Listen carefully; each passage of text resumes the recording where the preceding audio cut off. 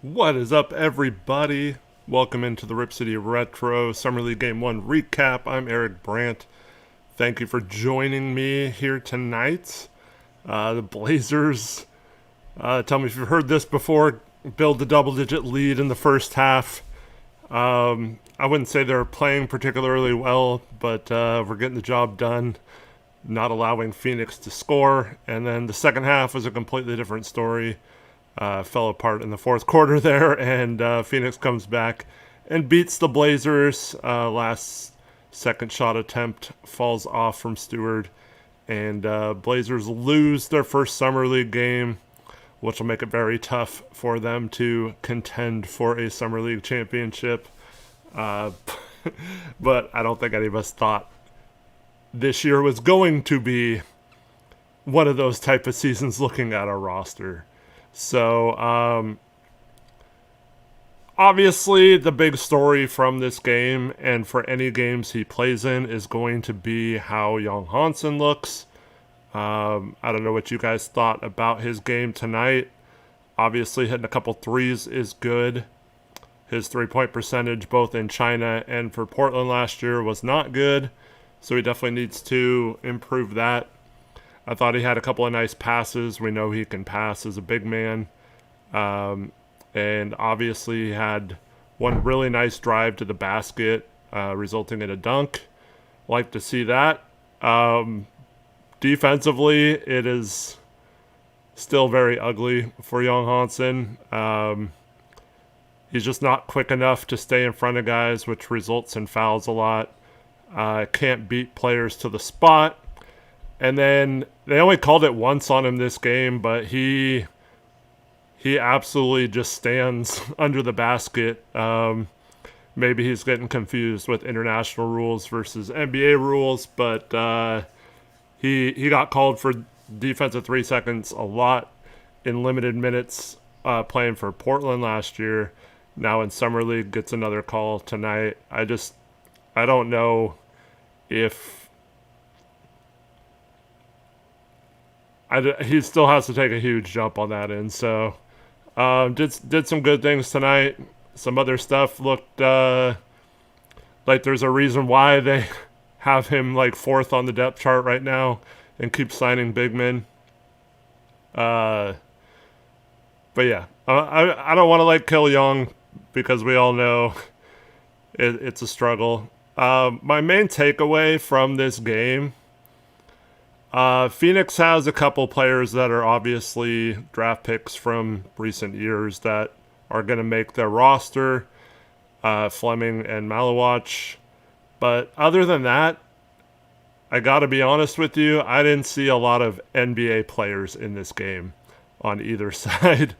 It was pretty brutal. Neither team really had a good offense initiator, someone who could handle the ball and bring it up. So I think that's why both teams struggled offensively in this one. Koa Pete is the draft pick for the Suns from this year. Traded into the first round to get him as well, but obviously he's going to make their team. But yeah, I think both offenses, especially the Blazers, they didn't really have a true point guard in this game, so it was kind of a struggle to get into any sets. I didn't even really understand what they were trying to run. But yeah, so my main takeaway is that, especially for the Blazers, I don't really think there's NBA talent on their roster. Obviously, the hope is that Yon Hansen's going to still be around for a few years, so that he can develop into one. But other than him, I just do not see an NBA player on this roster that played tonight, at least. I don't think, did Dunning play? Yeah, I don't think Dunning played, right? He was our Exhibit 10 signing. He played 2 minutes. I didn't even notice he went in the game. He played 2 minutes, so yeah, didn't really even get a chance. But yeah, so I feel like Youngblood isn't like he's a very fringe NBA player, but I mean Javante Cook looked way better than any of our players tonight, and he was on a two-way for us last year and was also didn't look like an NBA player when he got into games for Portland either.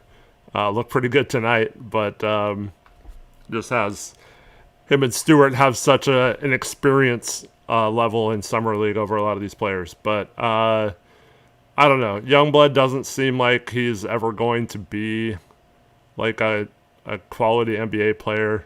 I know there was some very I don't know if you should call them hot takes or wishful thinking I saw on some social media sites and on other people's channels about Jason Kent being the guy that steps up to be the forward we need. And I got to be honest, I just do not see it. I mean, he's been okay in the G League, but there's hundreds of players that look good in the G League and never make it in the NBA. And I don't know. I haven't seen enough from him to say he can even make an NBA roster. He's like a fringe, even if he should be on a two-way guy. So I'm not expecting much out of those guys. I mean, he did have a nice transition dunk, got a couple steals in the backcourt, but I've been saying this since the beginning of the offseason. If Caleb Love was going to be back on a two-way, I thought that would have been fine. But I would have done what Joe is now doing with the end of our roster. Instead of using actual roster spots, I would have gone after just these, if Portland's going to sign big men that can only shoot, like we'll get into about their signing today. If they're just going to do that, you might as well use the two-way spots for that, in my opinion. So we still need shooting. I still think the G League needs shooting as well, and I would just sign a bunch of. We have an open two-way spot, so I don't know if they're hoping to see something out of someone like Dunning in summer league or in practices, or if they have their eye on someone that could be cut from another team. But I feel like we also, this is going to be weird to say because we have the five guards, but I think we need a guard on that on that too, especially if we end up trading a guard for a forward, which I'm not hopeful about. But like, if we have all five of those guards, it's fine when they're all healthy. But I still think we need a two-way just in case. But yeah, I don't know. It's weird watching the Blazers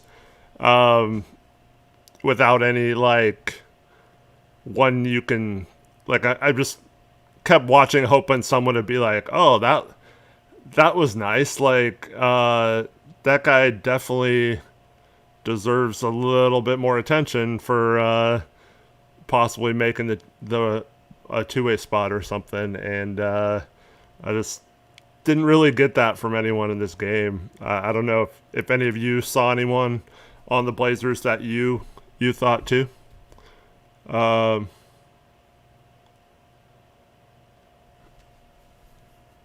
what are you talking about? If they lose, you give me $20. If they win, you owe me $20. What is that about? Is that something in chat that I missed? But yeah, so, and the Blazers, I mean, Phoenix shot a lot better in the second half, but they didn't hit a single three in the first half. And the Blazers went ice cold from three. Well, they were ice cold from three pretty much the whole game. So, yeah, this game, I mean, I still, I'm interested to see what, give your thoughts on Yon Hansen's performance.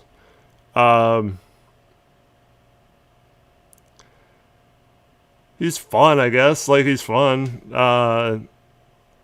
I can see the thought process behind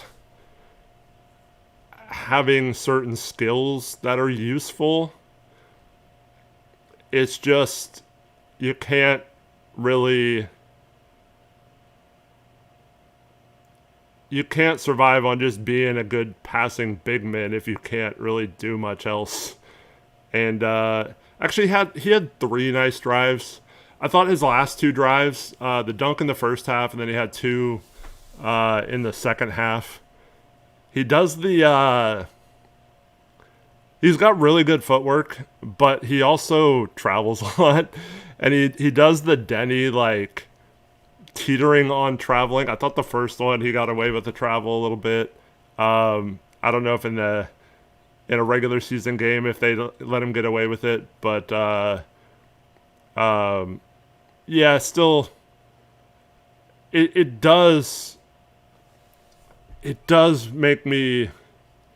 That was like the only thing that tonight I was like, okay, Young, that's good. And it was mostly on Malawatch that he was blowing by. So,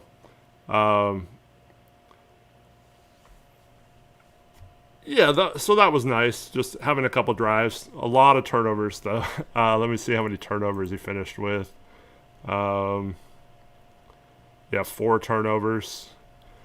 And so this is the other thing, too. He's never taking care of the ball. So like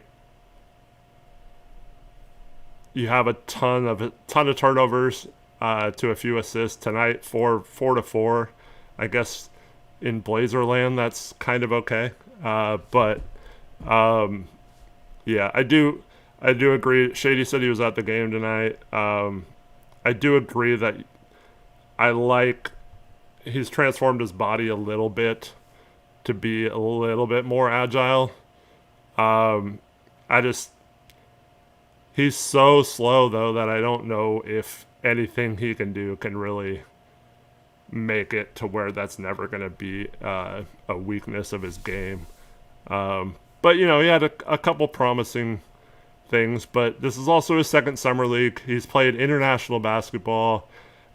He's played professional basketball. He should have a leg up on a lot of these guys, and he should look good in a summer league setting, just like a lot of people want to prop up his G League games this year. He should look good, so it shouldn't be like, oh man, look how awesome he looks, in my opinion. And once again, feel free to think however you want, but I don't know. It just Malawatch was weird too. He was really disappointing in the first half. I thought he was terrible in the first half. And I was like, man, here's 2 centers drafted last year. Neither of them look like NBA players. And then they both did a little bit better in the second half. But Hansen just like, I don't know, he's always perplexed when he gets called for a foul, but he's using his body. Like I said, he's a little slow, so he doesn't beat players to spots. He doesn't go vertical. He slides his body into them when he goes up. Yeah. Shaggy says Klingan has said he was working on his foot speed. I agree. That's a really tough thing to just improve. I mean, you can improve it a little bit, and I think Klingan's a little underrated in that regard. I don't see it with Hansen in terms of the foot speed. He's got good footwork, which is weird to then not have good foot speed with that good of footwork. But a lot of his footwork moves are really slow developing, and so I don't know. I'm hoping. I really like the interview with Klingan. George Soldano kind of framed the question in a way that he could have taken it like, what have you been up to this summer? But also like, what have you been working on this summer? He kind of asked both questions at the same time. And I really like that Klingan took it to basically just basketball is life, basically, and these are the things I'm working on, and this is what I've been trying to improve. And I do like all the things he mentioned that he wanted to improve. He looked great, as Lazy Panda points out. as Young and him look like they've been putting in the work to get in shape or better shape and do everything possible to get their bodies ready for the next season. So with still, 3 months until that, I'm excited to see what that transformation looks like when they come back for training camp late September, early October. So yeah, I'm I'm excited for that. Shady said he played blackjack with Donovan Klingan last night. You're a high roller or something, or is he at the basic tables? I'd be interested to hear that story. Klingan's trying to get lean for his wedding. Jaw was playing Casino War. Nice. Yeah, so I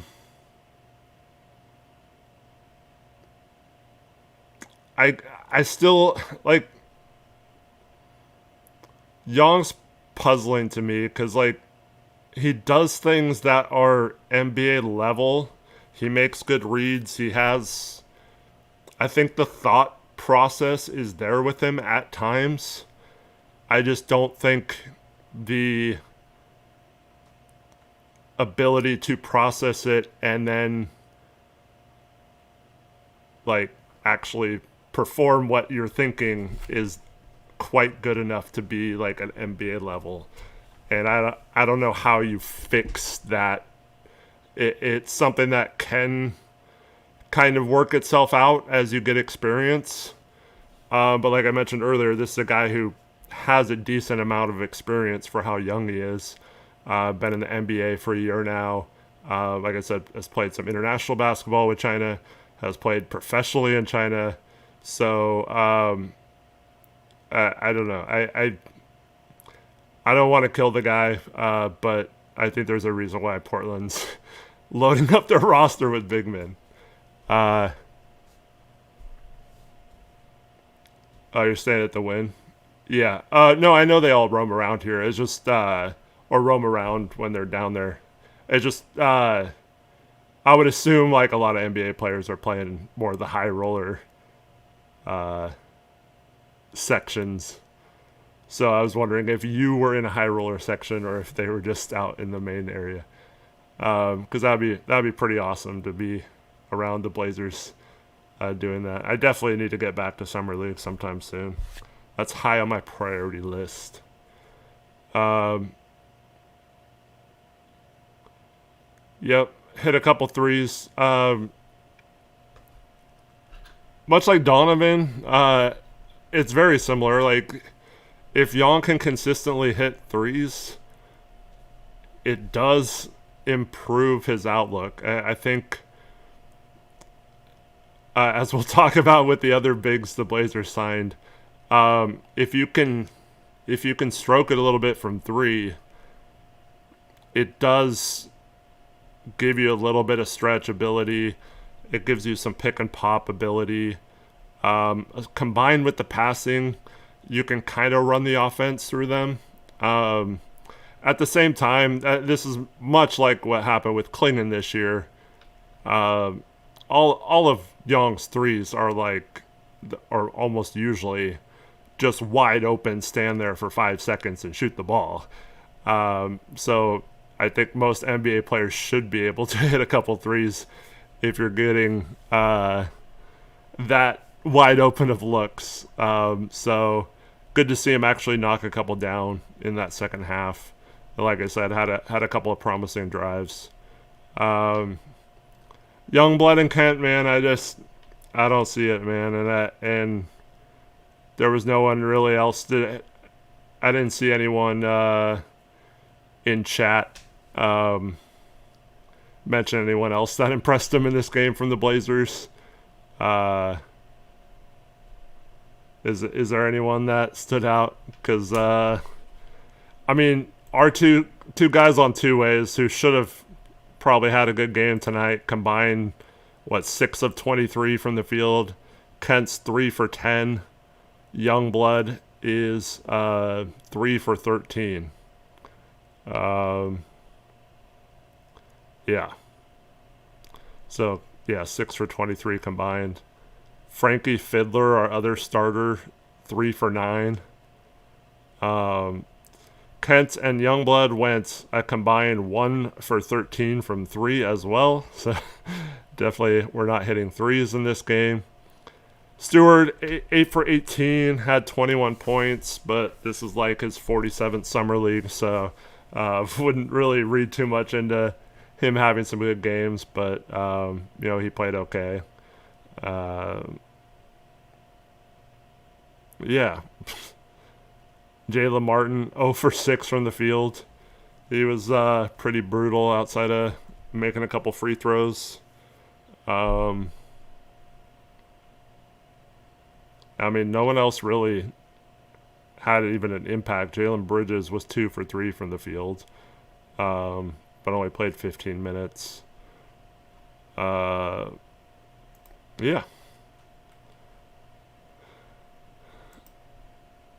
Fiddler kind of looked like a Timu Denny out there with nowhere near any bag, but Javonte Cook looked good, a former Blazer.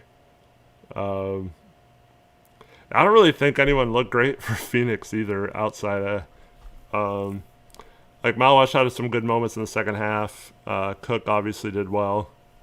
I think they really struggled also without a true point guard. I know what's the name? Jameer Nelson Jr. played a little bit. He's a point guard, but no one really that could break down a defense. Even pick and rolls for the Blazers weren't really generating a lot of movement or open space. And when you can't hit threes on top of not having anyone who can get into the paint off the dribble, it's a recipe for a low-scoring game like it was tonight. 81-79, I think, was the final. And so, Blazers had a chance to tie or win. I do have a huge issue. If you have a guy like Yon Hansen playing Summer League, can we please design the last play for him? We're down 2, so you can post him up. You could, design a pick and pop for 3. That was the one thing I wanted. Let's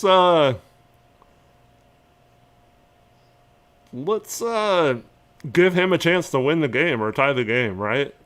That's what we all want to see, right? We don't want to see DJ Stewart driving the lane and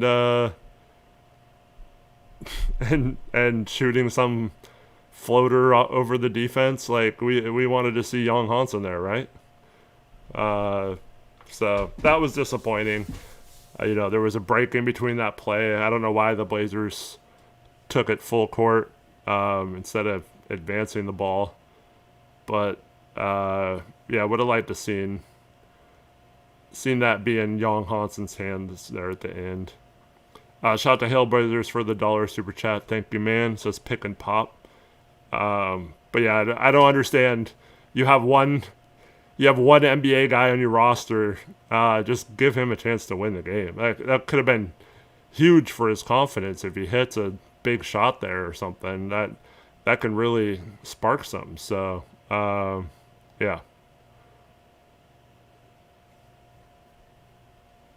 Yeah, I just and it's kind of hilarious. I don't know how many of you watched the Chicago game or saw the reaction to Chicago fans on Twitter, but it took them 3 minutes into the game to start questioning Tiago Splitter as head coach. And yeah, I mean, they ended up losing to the Grizzlies, but there was he got bailed out by Caleb Wilson going crazy for 35 points. It was kind of funny to see all these Chicago fans being like, wait, why aren't we running better sets? Why aren't we doing this? And I gotta be honest, if we don't see any sort of structured offense from him, then what excuse do the Blazer fans who wanted him back have for him not running sets this year because like he's the guy. Is it just going to be because they suck? But yeah, it was very similar to the Denny get us a bucket basketball that the Blazers played. So yeah, Caleb Wilson looked amazing though. He was hitting some crazy step back threes, and that guy looks absolutely legit. And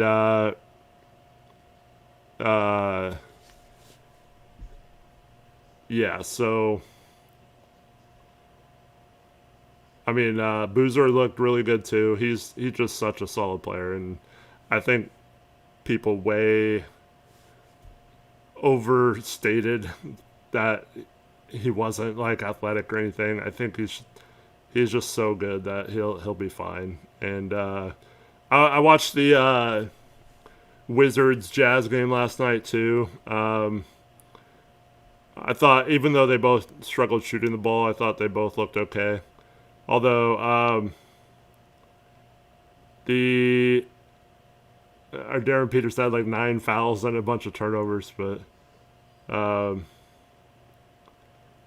man, yeah, this draft class has a chance to be really special, as Shaggy said. But Darren looked better in the Utah one that he played in, so yeah, it'll be fine. But I'm looking forward to other stuff later. So Shady says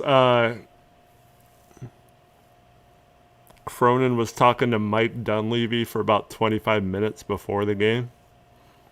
I mean, I don't know if you can read anything into that, but yeah, if you've ever been, I'm assuming it was in the Cox Pavilion, Shady, that they were in, like in the gym, or were they like out in the corridor, or where was that?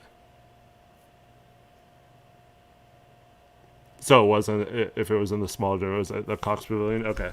Yeah, so assuming they still have it the same way, so like they have, so you go in, and outside of like the first 2 rows, you can basically sit anywhere.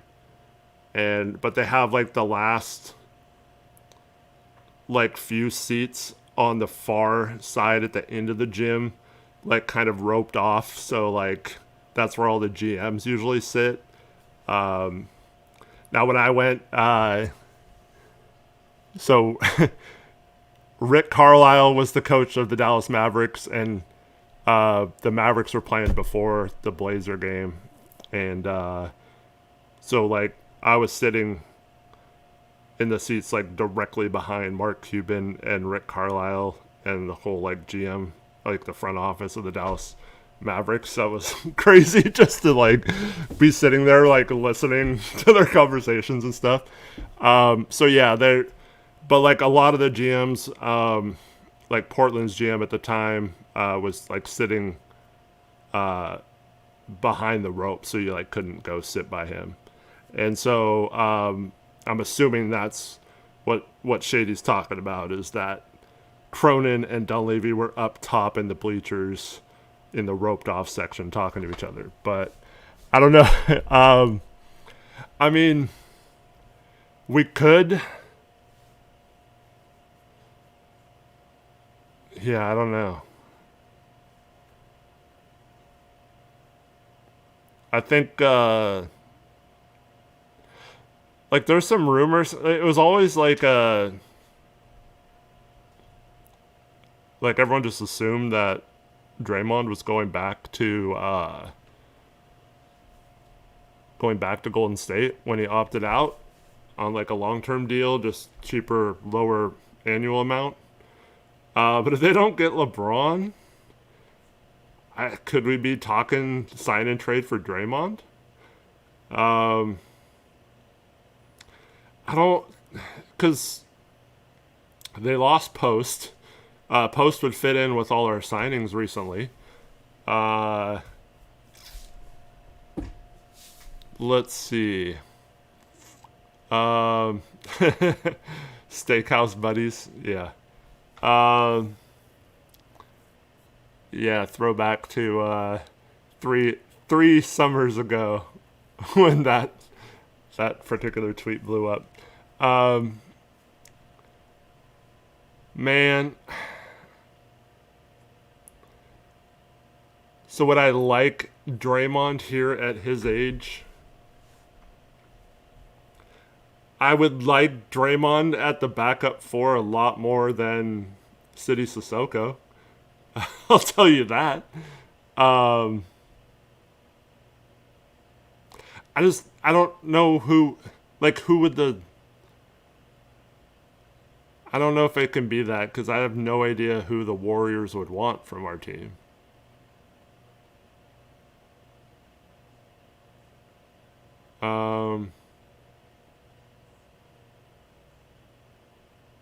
I don't know if, yeah, I mean, I guess it could be like a double-sided trade for Thibault, but I don't see them really valuing Thibault that much. I don't know, man. Would Dre be happy being traded here either, since we seem to care about that, even though players would have multiple years on their contract? Shady was thinking Drew if they get LeBron, but the whole point is Dre wants to play with LeBron, so I don't see him wanting to leave.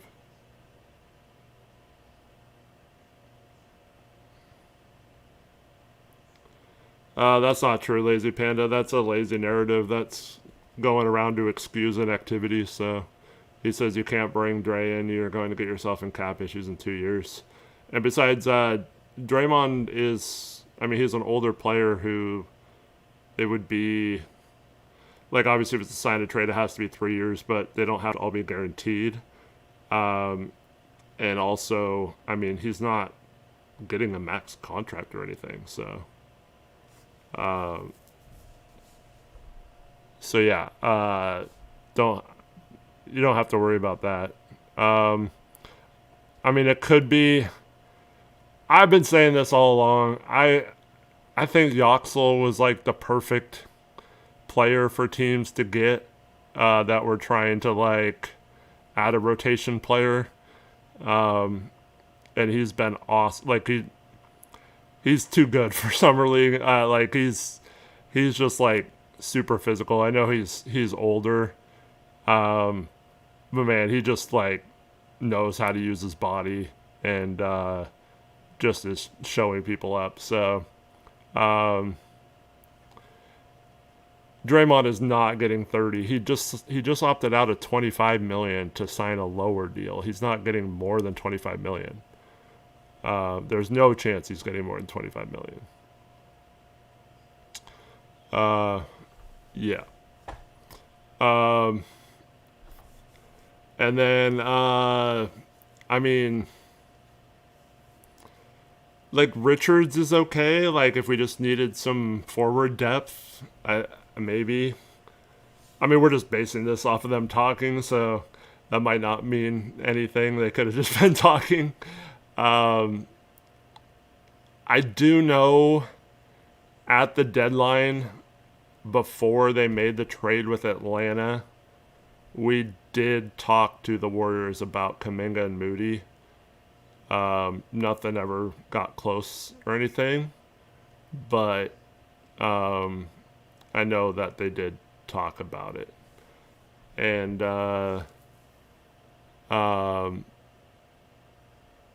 Dundon doesn't even go to regular season games. There's no chance he's going to a summer league game.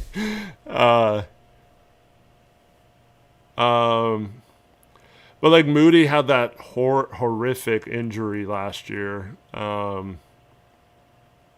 mean, he's probably going to be out a while into this season, I'd imagine. I mean, maybe not, but I mean, it looked really bad, like Sean Livingston-esque. So I don't know how quickly he recovers from that, and he's not really a small forward. He's more of a shooting guard. So, I mean, you're just adding another guard to the mix with Moody. Yeah, maybe you just trade out a point guard for that, but I mean, I don't know. I'd much rather if we're trading out Moody or Scoot for Moody, I'd much rather get someone who's like an actual small forward or a wing power forward type, like a PJ Washington. I just would much rather go for that, especially someone who's not injured and is going to miss some time. But yeah, I know the Blazers have been high on Moody. Yeah, I don't really know who else on their roster we'd want. Yeah. I don't know if anyone in chat can think of an idea. Yeah, so $27.6 million was Draymond's salary this year. He signed that 4-year, $100 million. So that's what I was thinking. It was annual, averaged out to be $25 million a year. But yeah, if you opt out of that, you're thinking more long term at his age, not. I don't know. Yes, Scoop for an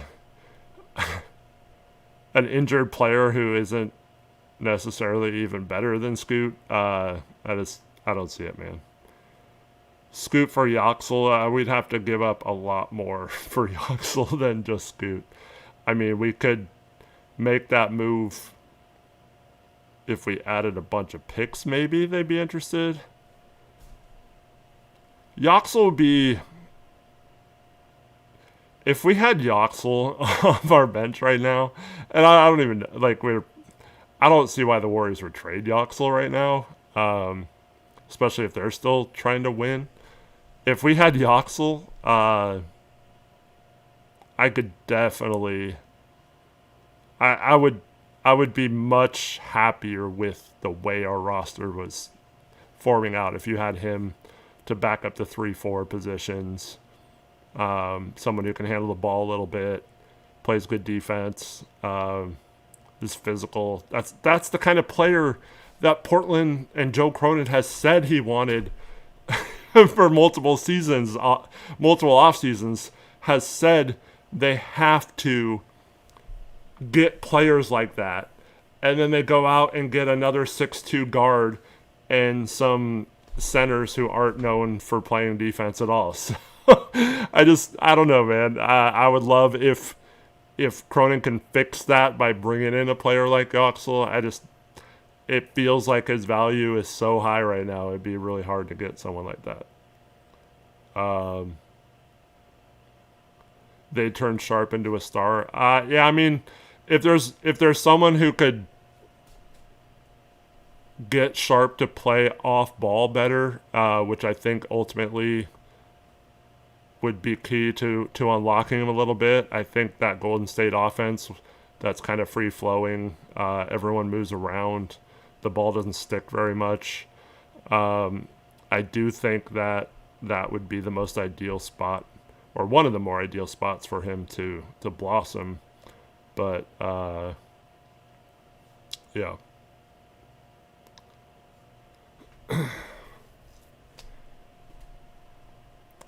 So Shaggy says, I wouldn't mind City in the main rotation, but I don't see him scaling up to power forward. I mean, he's going to have to right now. See, here's the thing about City. He shot, 40% from the field? You can't have a forward that shoots 40%. And you can't, especially that if they can't shoot threes. Like, maybe if they shot 40% and it's nothing but threes, kind of like Micah Potter, then I guess it's okay. The problem with his defense, though, he gets the defensive credit for playing hard, and he does make plays defensively. The problem is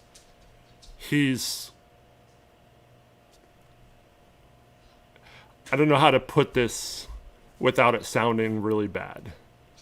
He doesn't know how to play defense the way people think he plays defense, if that makes sense. And what I mean by that is he doesn't have the ability to know when to overpressure and be super aggressive versus when you need to play solid. We talked about this with why Tamani regressed all of last season. So the problem with City is he'll come in the game, and within 3 minutes, the other team's in the bonus or has 2 fouls already towards the 5 to get in the bonus in like the first minute of a quarter or something like that. He doesn't know how to turn off. Like there's times like throughout a game and throughout each possession within who has the ball versus who doesn't have the ball. When you're playing someone off ball, there's just like you can watch him play if you're just focusing him on defense and see, oh, he's about to pick up a stupid foul because he's like way too physical and over aggressive for no reason in spots where he shouldn't.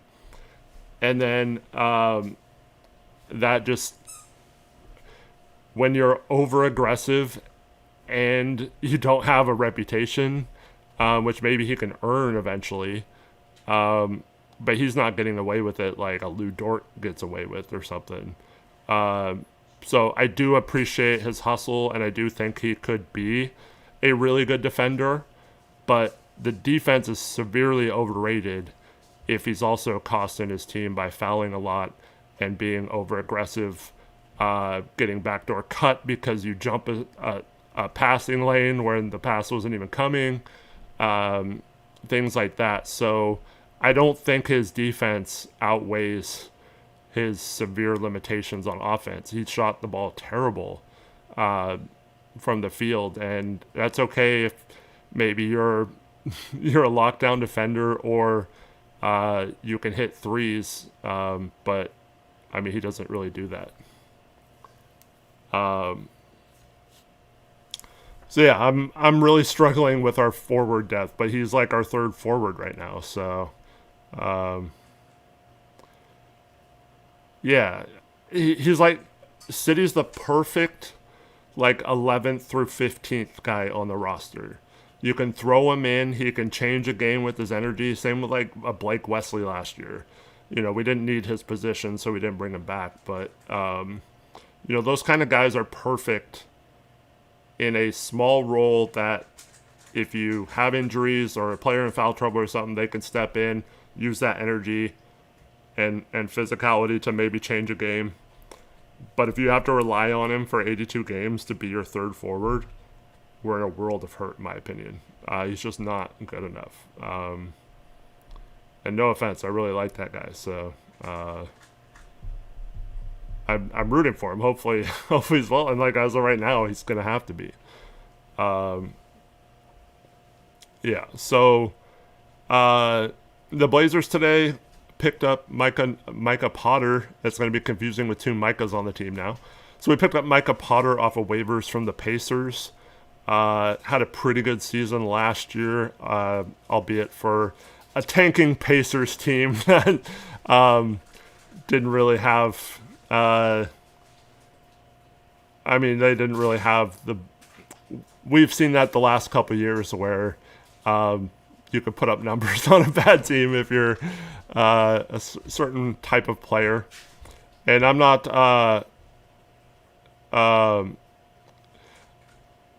I'm not like downplaying his season or anything. He had a pretty good season.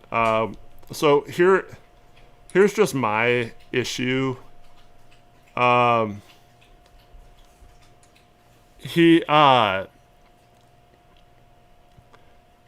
he's under 6'9". He's 6'8" 3/4, and he has a 7'1" wingspan. That is not center size, but outside of shooting, he does nothing that can play positionally at the 4. So he's either a very undersized 5 that doesn't protect the rim. He's an okay rebounder. So you either play him at the 5 where he's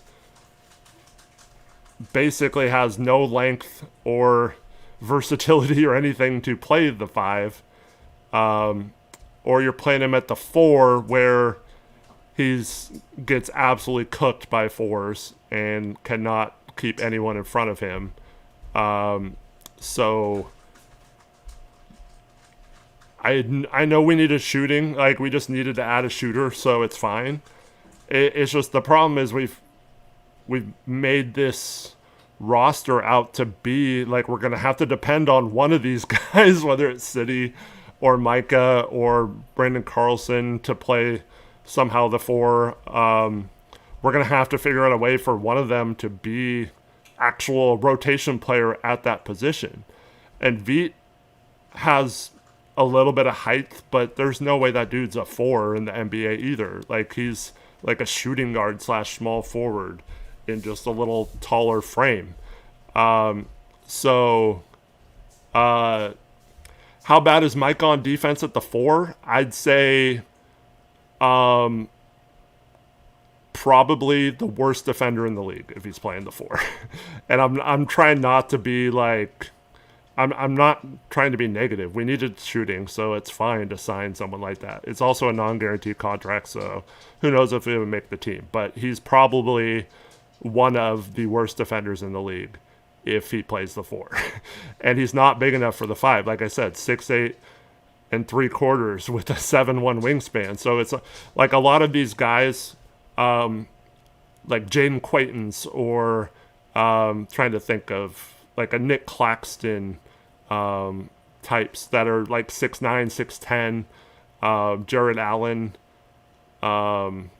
Mobley, all these guys who are like in that 6'9" range who are kind of look shorter. A lot of those guys have like a 7'4", 7'5". Yeah, Rob Williams too. Thanks, Bry. Those guys all have like 7'5" wingspans or close to that with a huge standing reach. So Potter doesn't even have that. And yeah. Ulrich Shamshe is available. That's my guy, as you might know. Shamshe, I don't know if any of you know Samson Folk. He's a Toronto Raptors reporter. So I asked him about Shamshe when he got released by the Raptors, and he told me that he was not cleared by the NBA to play in an NBA game again because of a health condition. And it was the same thing that happened with Christian Koloko. Now, Koloko ended up getting clearance to play again eventually after he passed certain tests. But apparently, Shamshe had some sort of medical condition that the NBA, as of now, has not cleared him to play again. So I don't know if he'll get a chance to play. I don't know. Did he, like, is he playing in summer league? I don't know if that's different than regular NBA. I didn't see him on any rosters. Was he playing in summer league? Do you know? But from last I heard that he had not been cleared yet to play. So just kind of a crappy situation that he never even got a chance really to show out or do anything. Any chance we could pry Leonard Miller away from Chicago? I mean, we probably could. I don't know if he necessarily helps us either because he's another one of those guys. I mean, he's got some length, but he's not super tall or length or like, I don't know. He's just, I mean, we have Rob Will and we have Brandon Carlson now. Like, I don't think we need a power forward that plays like a center type. I think we need more of a 3-4 type, if that makes sense. Marv says the Blazers are going to wear DC and Rob out, having to cover for all the weaknesses in defense. Yeah, Timati too. It's going to be a trouble. Yeah, I don't know. He's like, Miller's just gotten big. Like once again, he plays like a center. So before he went to the G League Ignite, like he was a lot skinnier, and it seemed like he was going to be one of those point forward types that could play the 4 and just be like a really good 4, even though he does a lot of things. But he just put on so much, like, I don't know if it's strength or just weight in general, but he plays more of a 5. He's not really. I wouldn't feel comfortable with him defensively at the 4 either. Even though he has some athleticism, I don't know. I think if we have him playing 4 next to either of our centers, we're just going to get pick and rolled to death. How much would you be willing to go up for a sign and trade for Peyton Watson? I would not give up anything unless the demands come way down. So as of right now, Peyton Watson's asking for $25 million a year, and the Nuggets are asking for a Walker Kessler type return to not match the contract. Now, maybe you can screw them over by signing a contract without needing to do a sign and trade, but Blazers aren't in a position. I don't think there's any teams left that could just outright sign him for $25 million. So they're going to need the Nuggets' help to do that. So I just don't see any way to get to Peyton Watson unless he signs for 10 or 15 million a year, or 20 or so if they wanted Shea back. But they have, if they were going to accept matching salary back in trade, they would just re-sign him.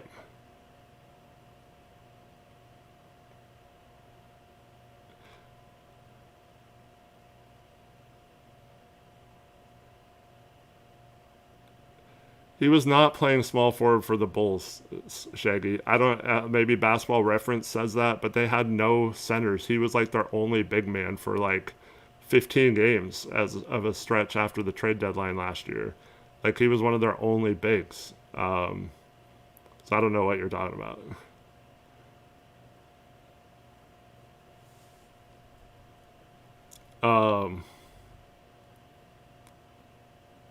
But yeah, I don't know what the resolution is there for the Nuggets. And I said this last stream. Peyton Watson would be really good in that same role I was talking about with Yoxel earlier. If you're rolling into the season, as long as he hasn't proven to be super healthy either. But as long as he's on the court, I feel really good about him, as our backup forward there at either the 3 or the 4. But yeah, I don't know how to get him. And if you do bring him in for 25 plus million and give up assets to get him, I think that's how you hurt your cap moving forward, because you're talking about like a 7th man or something making $25 to $30 million by the end of his contract.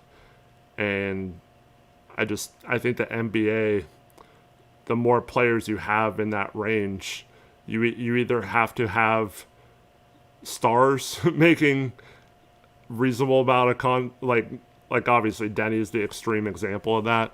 But like if you're giving someone a huge contract, they better be a star, or you should have a bunch of value contracts. And I don't know if Peyton Watson's good enough to get 25 to 30 million and not have that look really bad on your cap moving forward.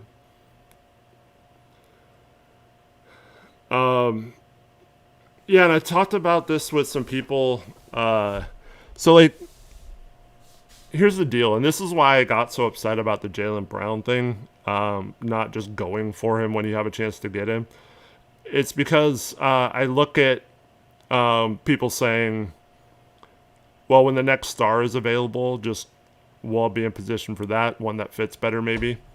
The problem with that is if Anthony Edwards is unwilling to stay or sign an extension in Minnesota, why would he want to come to Portland if he doesn't want to stay there? Like, it just wouldn't make sense for him to leave that situation for this situation. And that's where I think we get in trouble with players not wanting to come here. Now, you could always take that risk and give up a bunch for him and hope that he signs here, or you have one really special year and maybe you win a championship like Kawhi in Toronto. And I would have been fine with doing that for a certain level of player, but I'll say the same thing with Jokic. If Jokic ultimately decides to opt out or like ask out of Denver, I don't see him wanting to come to Portland in a similar small market situation.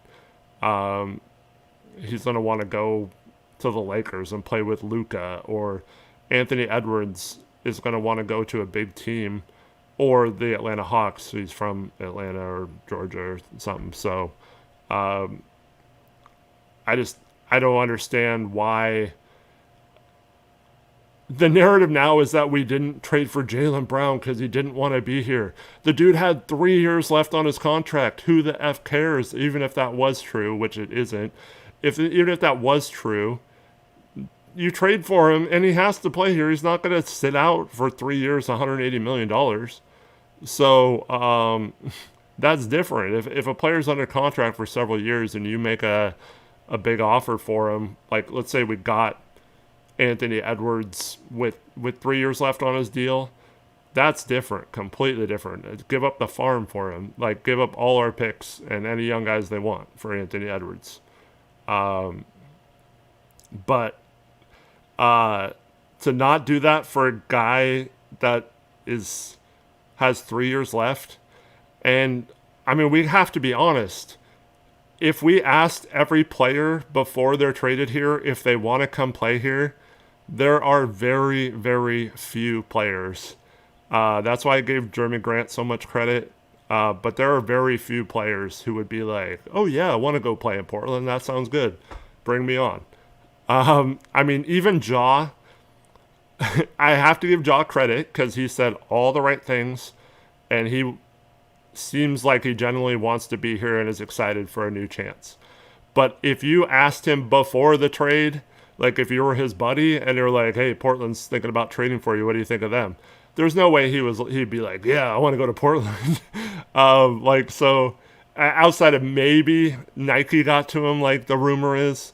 But like, we have to be honest, and that's where I think you have to take some risk. So don't just, I don't know. I don't like listening to them. And there have been very few players throughout the Blazers, 56 season history that have been traded here and ended up hating it here, and not wanted anything to do with Portland.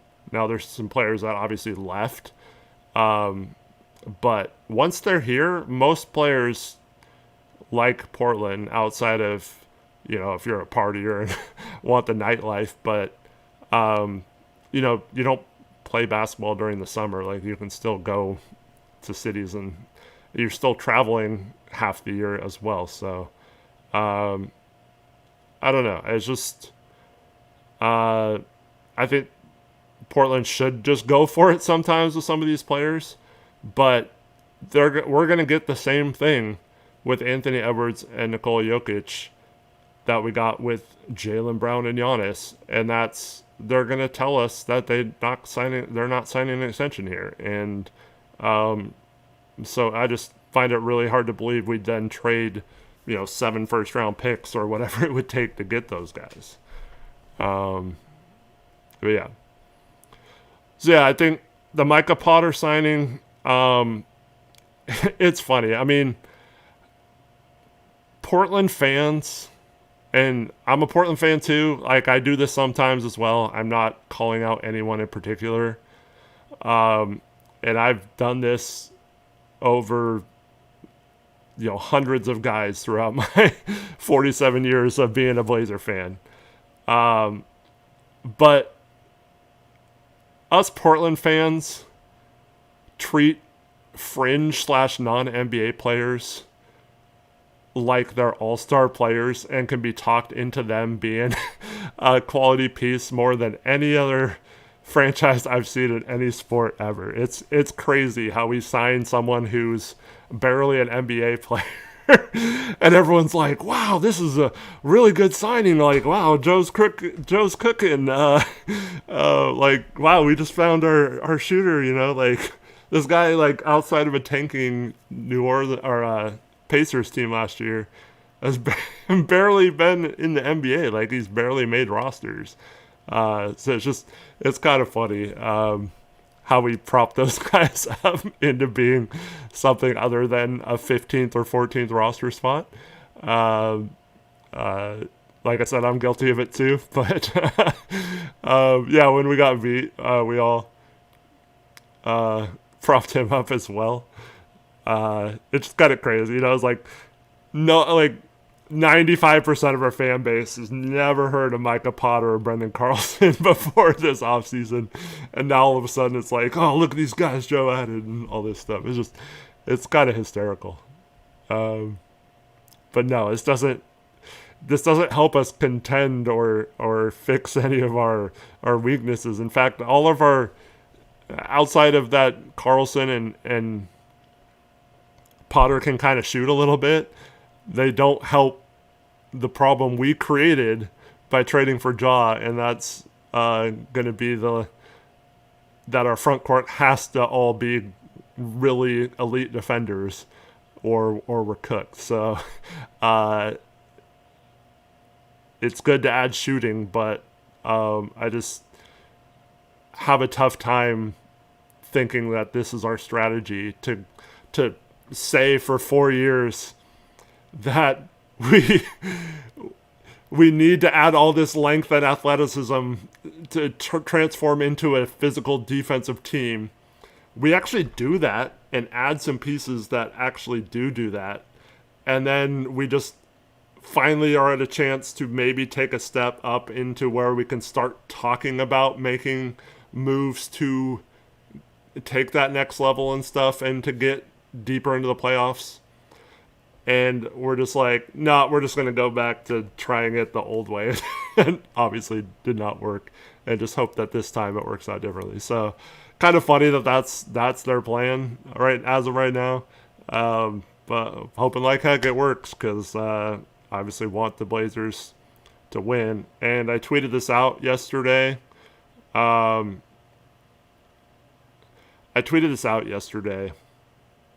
The for anyone who is like, dude, this guy is negative, he never gives the Blazers props. I was always the kind of person who was like, oh, the Blazers, just catch a couple breaks, they have a championship roster, even when they had like a lottery roster. I was always positive. I always thought Dame and CJ could work if they had the right pieces around them. I was always very optimistic about their chances. But over the last 26 years, the Blazers have been out of the first round 3 times. 26 seasons. It's been 3 times. And so I'm sorry if I'm not like, wow, this organization is the greatest thing ever, yay, all the time, because I've literally watched them for 2.5+ decades now not be able to build a winner with multiple different coaches, GMs, owners now. I've literally watched them screw it up every time, or have something happen to screw it up. An injury or a bad signing or a bad move, and you can see it coming a mile away when it happens that this is not the path to get there, and yet they keep doing it. So the Blazers just haven't given me much to be optimistic about lately is the problem. And until they do, I'm just not going to ever be the type that tells people what they want to hear. I'm always going to say how I feel. And I'm totally cool if that's not your cup of tea. So, I don't expect you to watch the show if you don't want to listen to someone like that. But that's how I am going to be. I'm never going to be like, you know what?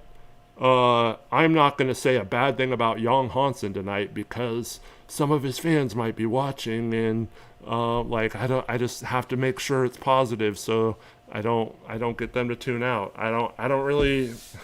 It's fine. Like I've never been concerned. I've never done anything for clicks or to bait people or whatever. If you want to hang out and talk basketball with me, let's do it.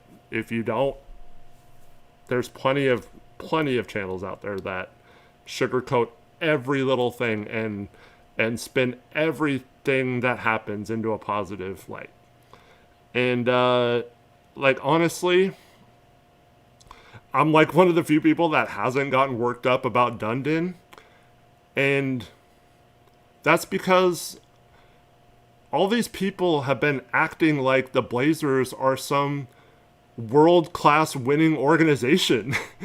And why would the Blazers do things the same way that they've always done it if it's resulted in nothing? They don't make money through sponsorships. They had the highest payroll in the league in terms of front office and sales and all that kind of stuff, with the lowest amount of sponsorships. So I'm all for trying things differently, because doing the status quo has resulted in absolutely nothing for the Blazers. And now if they move the team out of Portland, I'm going to be pissed off, and I'll that'll just be the end of things. But I don't understand how you can watch someone win a championship in a sport that has the same amount of games, the same postseason format, the same kind of front office / coaching structures as the NBA. It's not like it's a completely different sport, but it's not like football where it's 53-man rosters and there's 11 people on the field at a time. I know there's more people on the court or on the ice for hockey than there is on the court for basketball, but not the same sport. But just watching him do it a certain way, and then seeing people say, "Oh, that doesn't translate," and then saying, "Oh, well, Cronin must be behind all these moves, or Dundon must be behind all these moves Cronin's making," while he wasn't behind any of the moves for hockey. Yes, he questions the GM and makes him prove why he wants to do things and holds him to a high standard of excellence. And if he doesn't do that, he's probably gone. But and same with the coach. It's just, but Dundon came in and said he's not the type of guy who will come in and interfere with what the GM's doing. If he doesn't like what the GM's doing, he's going to replace him. Now, maybe he's cheap enough to not fire him because of the contract. That remains to be seen. But, he literally came in to a situation in Carolina where everyone just assumed he was going to move the team. He worked it out to stay there. He hired a coach who's been his only coach since he hired him, and lets the GM do the GM things within reason, lets him have one of the highest salaries in hockey, and they've won. They've been one of the best teams in the NHL over his time there, and then just won a championship. I don't understand how we have this, everyone agreed when he came in, oh, he just stuck in his ways. He's just going to do things his way. And then he tells you how he's going to do things in his press conference. He's shown what he does with his hockey team.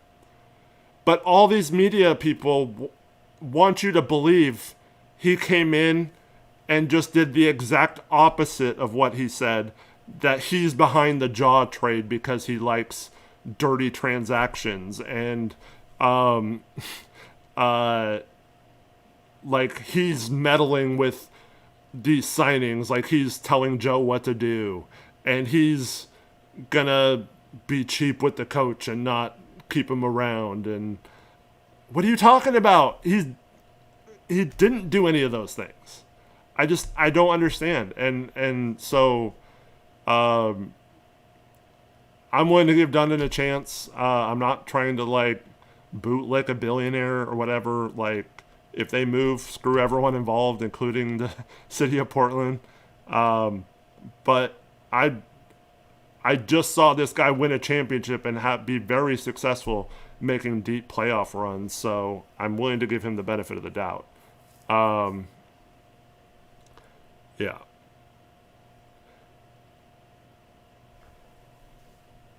Yeah, I didn't even understand why Orem was going off about the Jaw trade. It wasn't even a bad move, like, trade wise. Like, it did not warrant that kind of response. And yeah, he had to apologize, which, yeah, he shouldn't have said any of that stuff to begin with.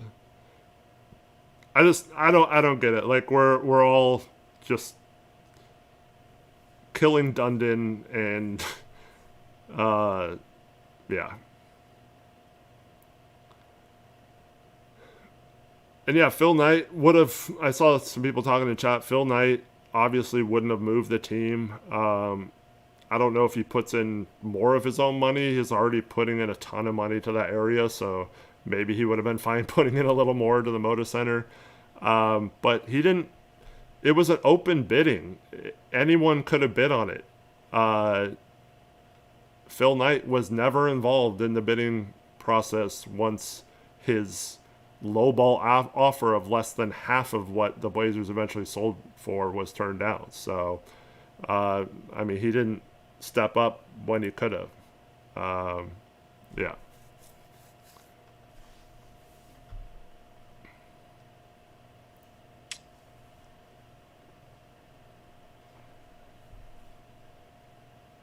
I don't know that. Are you saying I don't know that for Phil? Because there was only... It came down to just two people in the bidding, and that was the Bethals that own the Thorns and the Fire, and the group with Tom Dundon. There wasn't anyone that came close to those two in the bidding process or actually filed a legit bid that was considered. So maybe there were other bids, but those are the only two that were even close to being considered. And obviously Tom Dundon's group won. But yeah, I still find it funny that the Fire aren't getting any sort of heat as to why they're not helping fix the arena either, because they play games there as well.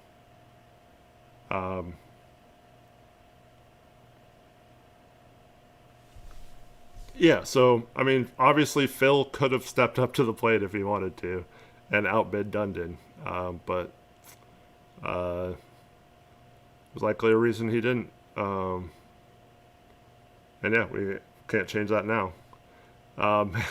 Maybe he comes in and saves the day and helps fund the arena stuff or something and looks like the hero even though he doesn't own the team. I don't know why he would do that, but I mean, that'd be awfully cool. I would give him a lifetime pass for the Ducks, being the... I'm just teasing. I went to Oregon State, so... yeah. But yeah, I mean, Potter, Brandon Carlson, they're fine signings for bench filler, but it's not going to help us take the next step. All right, have fun in Vegas, Shady. Yeah, so I don't know. I mean, they have 14 roster spots. I mean, technically, CD and now Potter are all non-guaranteed contracts, so they could still cut any of those guys. Now they're all cheap enough, so I don't know why it would matter. But yeah, the one thing I'll caution about certain shooters being added is both with Carlson and with Potter, it's both. I mean, it's okay sample sizes, but it's not the type of sample size where you can say there isn't like a wild variation if you miss. Because like if he misses 10 threes or makes 10 threes, I think he shot about 168 attempts. So every 10 or so threes can change that percentage by 5 or 6%. So, you go on a cold streak and miss 10 out of 168 threes, more or make 10 less than you did, and you're talking about like a 36% 3-point shooter. If you make 10 more, then you're like 47-48%. So it is a little,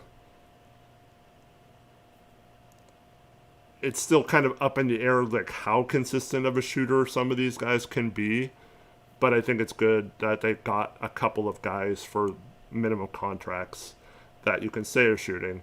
And then I guess it's a plus too that they have some size, so you can do some things just in terms of, on offense at least, just stretching the floor. And Carlson can actually put the ball on the floor a little bit and help that way. He's actually got a little bit of mobility, but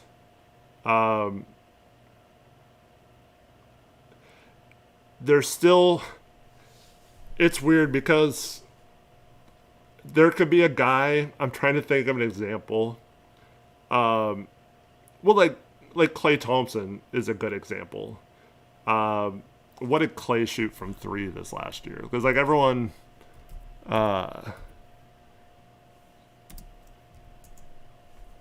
everyone knows he's kind of,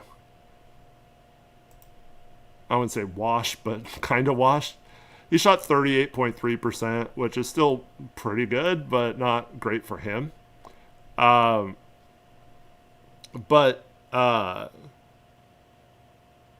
Like, he could shoot 30% from 3. And the other team's scouting report is going to say, never leave this guy open. Like, it just, like, so a little bit has to do with, and it's the same thing I said about Yon Hansen and Donovan Klingan. You know, those guys, if they shoot 35% from 3, it's good, but it's still because they're being left wide open, right? As soon as they start being guarded out there or not being left alone on the 3-point line, they're not going to be able to get their shot off the dribble, and they're not going to be able to shoot a high percentage with like a guy in their face either. So we still need like shooters that, like Scoot is a really good example of this too. Okay, he shot 35.2% from 3 last year, I think, and he's gotten way better shooting threes. Looks so much more comfortable. His mechanics look better. Like everything about his shot has improved in his 3 years in the NBA to where it's respectable now, right? But you still see almost every team's game plan to go under the screen on him and to basically dare him to shoot threes versus driving past you or getting to the paint. So a little bit of, I think a little bit gets lost with just looking at percentages of a 3-point shooter. And this is something that I've always argued about, where sometimes having the gravity of a respectable 3-point shooter is almost better than having an actual better percentage shooter, if that makes sense. Especially if we're talking about like high volume versus low volume. But just excited to see a couple people who have the ability to hit a three on the end of our bench versus those last few years where we've had basically no one who can hit a three outside of Grant in our front court. So, yeah, Seth Curry was obviously a guy like that. Just professional shooter, right? Ricky says I seen Holiday guard Giannis and Embiid, and they was like 45 to 50% in him, and he got steals.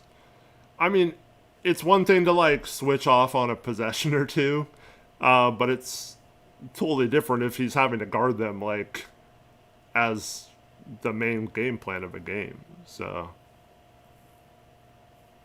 Chris Youngblood lost his shooting ability with us. Yeah. Yeah, I guess. Well, certainly not tonight. Hopefully our two-way guys, Youngblood and Kent, have a little bit better performance in Game 2 of Summer League. Yeah, 0 for 8 today, I think. So, not good.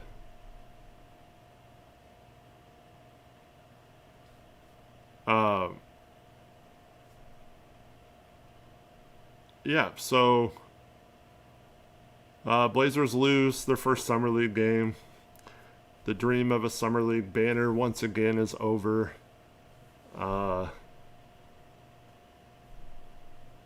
Shaggy says we're rooting for Kent purely because we might need him. But that, dude, if we need Youngblood or Kent to step into games, we're cooked. We're done. It doesn't matter. Our season's shot. So we're screwed. That's why at this point, I can't believe the Blazers went into this offseason without, they haven't picked up a two-way yet. Got no one of significance. Their Exhibit 10 guy that could be their third two-way played 2 minutes tonight.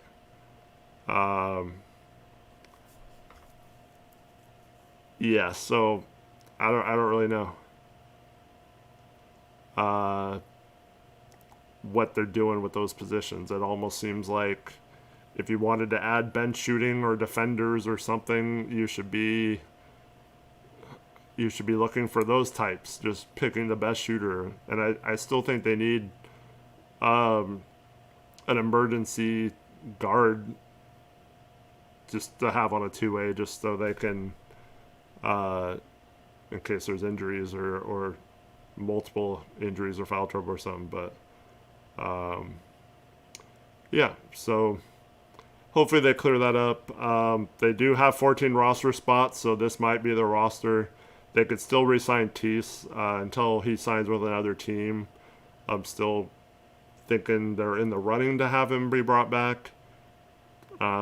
Just going to see if any of those teams that don't get LeBron end up offering him a contract.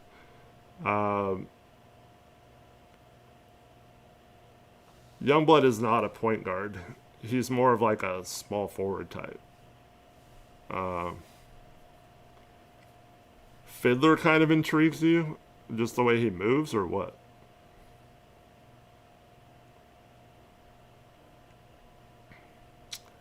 Landon, I think it's very clearly City right now is our backup four, but I think we're in a lot of trouble if either one of those guys is our backup four on opening night.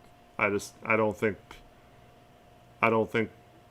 that's good. And what happens if, knock on wood, if Denny or Tamani get hurt this year, guys, we're cooked. We're absolutely cooked. What the heck are we going to do? You thought the excuses were bad last year because of injuries? Man, if we have one of those guys miss a game and you have to start Veet or City, and then you have Potter and whichever one doesn't start between Veet and City off the bench, dude, we're like, we have no forward depth, wing depth. we have a bunch of big men depth now, so we're fine at the 5. Basically have 5 guys that are centers. Even though Micah Potter is not center size, he's a center. So we have 5 guys that can play center. Obviously trying to push Yon Hansen out of the lineup. And yeah, I don't know what to do. And I don't think Chris was the answer. It's just like, can we sign a wing? Like, so we have some depth, or trade for a wing. I just want some sort of depth. Rob Will starting at the power forward. Yeah, so he plays 55 games, which would be good. Yeah. What do you do in the other 25 to 30 games that he doesn't play?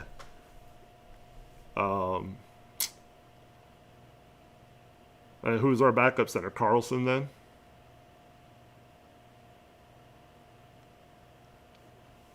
You can't do anything, just sit back and enjoy the show of the season we were going, the S show. I was so excited to finally. I mean, I said this in the tweet too. I think it's going to be a fun team to watch, and I think they could still be really good. And if Dame or Jaw are back to anywhere close to fringe all-star level type players, they could boost this roster a little bit, like we've seen Dame do for like a decade. But I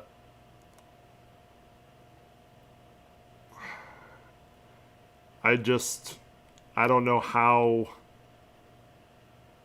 I was just so excited for this team to finally, like, you got Drew Holiday and Dame, who are in their mid-30s. They only have a year or 2 left of being good. I'm not saying to build the team around those guys, but you could have built it in a way to where you gave this team a legit shot the next 2 years.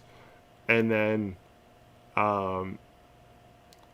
you would have still had a ton of assets and young players to build around for the future. Denny and Tamani in particular are still in their mid-20s, so you would have still had them for a while. Klingan's still in his early 20s. So you could have built it in a way where you could have gone for it for a couple of years, but also still had some hope post that as well.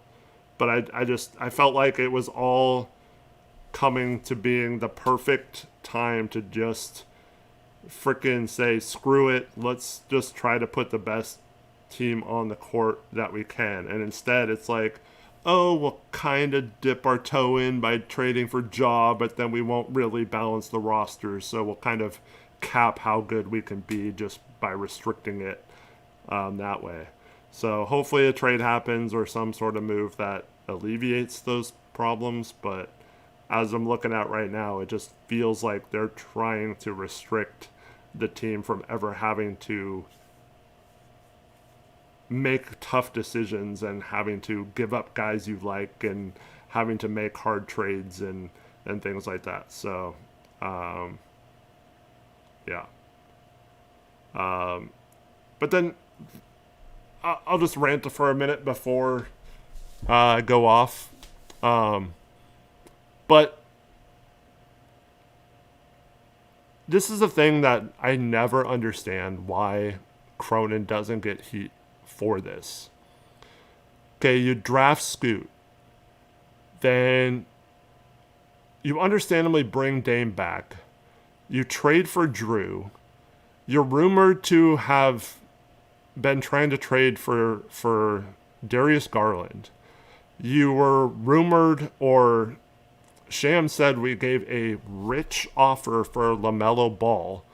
We trade for Ja Morant. Like, obviously, you don't think highly of Scoot Henderson after drafting him, okay? So, move on from him then. Move on. It's this silly thing where it's like, oh, we can't do that because that's admitting we did something wrong. Or what if he breaks out on another team? Just like, I understand. Even if he breaks out on another team, you can question why they didn't give him more of a chance to actually show anything before they moved on from him.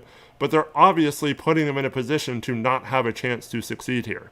They have at least 3 guys who are better with the ball this season than him, if not more. And so at best, he's going to have the 4th best chance to have the ball. So basically, he's an off-ball player, which completely zapped all of his playmaking and anything special last year, right? So it doesn't even have to be a good return, in my opinion. It's just like, pick a direction and go for it. And if it doesn't work out, and you obviously don't think it worked out with the Scoot thing, just move on from the guy, let him have a chance somewhere else, and let's build this roster the right way about guys who do that. And then the same thing happened with Klingan. Now, Klingan's good enough, in my opinion, that he's going to overcome this and became the starter on his own. But a year after drafting Klingan, you draft Yon Hansen when you had a chance to draft Cedric Coward, which, if we would have just done that, this roster would be almost perfect right now. But I digress. But you draft Yon Hansen a year after Donovan Klingan. So you're basically saying we're going to spend 2 first-round picks on guys who we can think are going to be starters. Because you don't spend a first-round pick on a guy unless you think they're going to be somewhat good, right? So you do that to Klingan a year after you draft him 7th. And then with Hansen, 1 year later, we're already signing 2 backup big men and re-signing Rob. So we basically signed 3 center-type players after spending 2 first-round picks on Klingan and Hansen. And now I'm not saying Hansen deserves a chance. It's just, at what point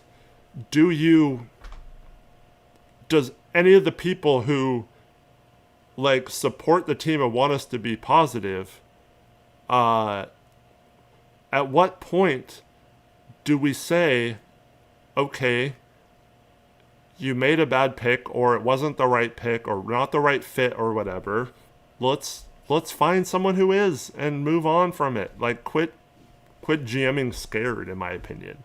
And that's why we're going to go into this season with not even running back the same team, like making problems that we know have been an issue for the Blazers in the past, making those come back while not solving any of the things that made them a problem.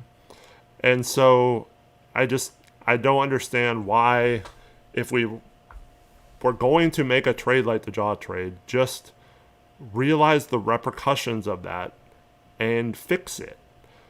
If you make a bad... now,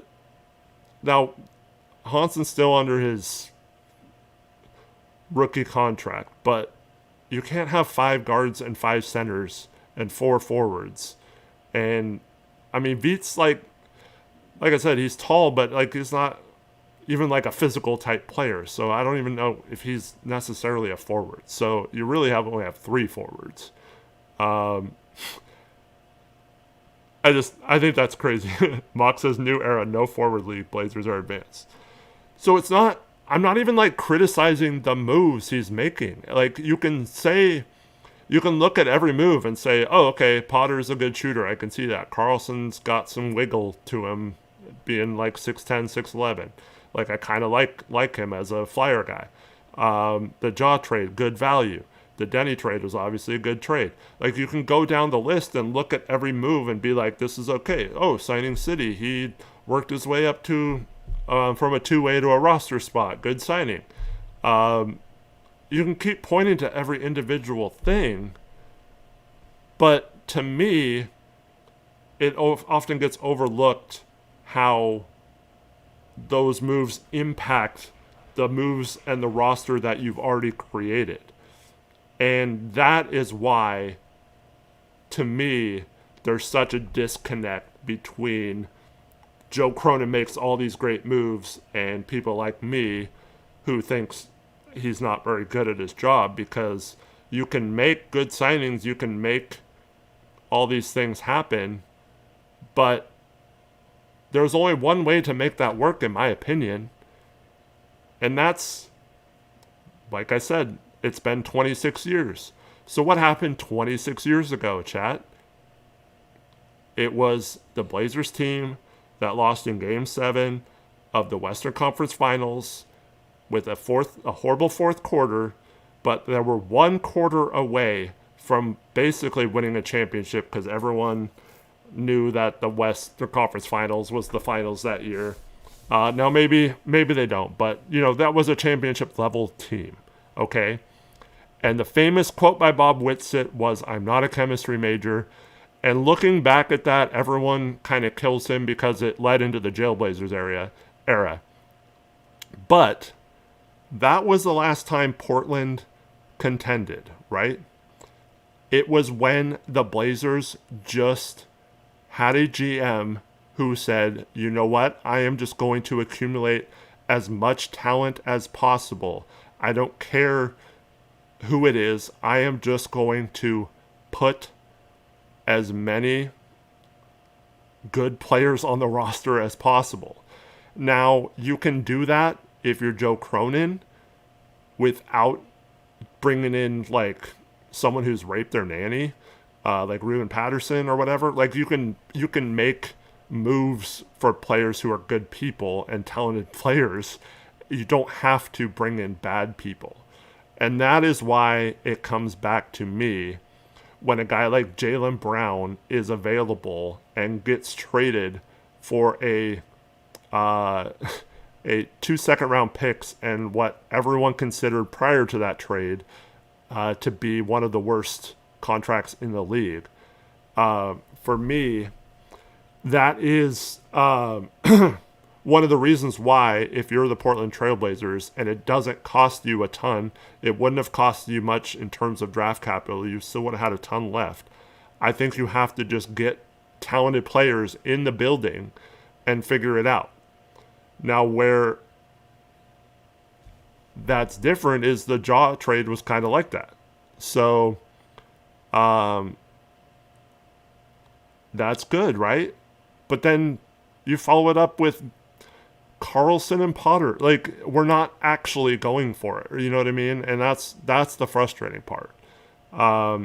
So I wish we had someone who wasn't afraid to finally pull the trigger. And that was what Neil Olshey's biggest problem was. Like, he built these really competent teams that were flawed, but were good enough to make the playoffs every year. And it was just good enough to keep his job, but not good enough to ever take that next step. And so I really wish the Blazers would just figure it out and just try to build a talented team versus half our roster be like, I don't even know if this is a NBA rotation level guy, right? And then you got half your roster who's ready to win. It doesn't. I don't like that. And then now we're being told, oh, just be patient for 3 or 4 more years until these Bucks picks, and we'll see if we can get a star then. I don't know. I understand that might be the best strategy. It's just, it sucks having to hear that for 26 years about how Portland just can't do it. I've literally seen them go out and just trade for a bunch of players that don't necessarily make sense, but it almost won us a championship. Yeah, so I sorry for the rant. I was really hoping as a Blazer fan that, I mean, I wasn't stupid enough to think that we could win a championship, but I sure as heck wanted us to try. And if we have this attitude like, oh, well, nothing we could have done would have matched OKC or the Spurs anyway, I just think, well, what's the point then? Like, why does anyone care then? We're never going to do anything if that's our attitude. And that's what happened with the Warriors era, too. It's like, well, nothing we can do is good enough, so might as well not do anything. Well, why not try? Because when Toronto won a championship, they caught a huge break with, Durant and Klay Thompson going down. Maybe they win that series anyway, but you get 2 huge injuries in that series, and that helps them win. So OKC, this team everyone's scared of, they lost this year partly because they had injuries, but the Spurs flat out beat them, but it was still a 7-game series. But J-Dub was out even when he played, he wasn't really doing much, so he was a problem for OKC this year with being out a lot. And so, but that team that everyone said is like unbeatable or whatever, they almost lost to the Pacers last year. The Indiana freaking Pacers, a smaller market than freaking Portland. They almost lost to them last year, and they were down 3-1 in the finals. And so even if we don't win a championship, we could build a team that's capable, if things break right, of doing something. And then the Spurs, everyone thought the Spurs were going to, well, not everyone, because like some people thought the Knicks were going to win, like Rich. But if you would have said prior to the playoffs that the Knicks were going to win the championship, they had the worst odds of all time of someone going into the championship of winning. And they freaking beat the Spurs. So like anything can happen if you have a team good enough to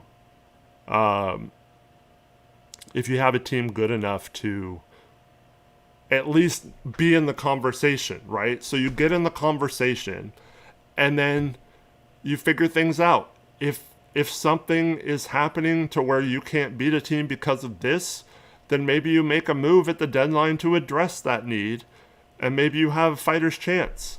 And once again, you're probably not going to win a championship, but there's also been 8 different champions the last 8 years, right?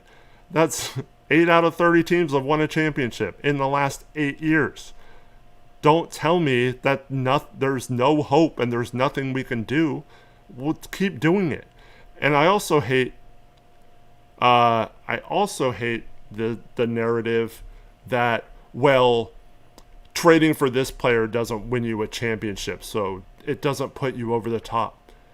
You can make more moves. You don't have to make one move and then you're either a championship contender or you're not a championship contender. You can either do it, you can make a move, and then you can make several other moves. Like I said, that's what Bob Whitsitt did. He just kept making moves until he had one of the most talented, 10-player rotations of all time, deepest teams of all time. You can make more moves. It doesn't have to be an all or nothing with one trade, especially if the price tag is two first-round picks and a expiring contract, or not expiring contract, a bad contract.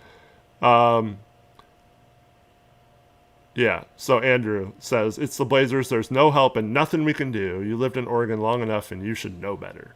Oh, thanks, dude. Yep. Way to prove my point. Thanks. Awesome. Why do you even care about the Blazers then? You care about them enough to watch a YouTube show about a summer league recap, but there's no hope. I'm not calling you out. I'm just it doesn't line up. I don't believe that. I don't believe there's no hope. Denver has won a championship. Milwaukee has won a championship in recent years. The Knicks, who no one thought was going to win the championship going into the playoffs, won the championship. The freaking Pacers almost won a championship.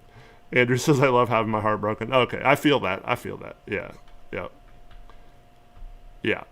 And so, also, so I did address this earlier, but Pat says, did anyone else read that Jaylen Brown had told people he did not want to go to Portland, and that's why Portland stopped pursuing?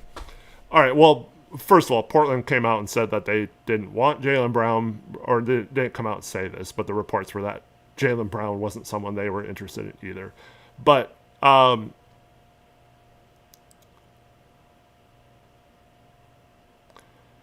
we don't have a Giannis or Jokic, or good luck, lol. Yeah, well, I mean, we do have. Giannis was the 15th pick. We could have selected him. Jokic was the 41st pick. We could have selected him that draft either. I'm just saying, like, we could have done something.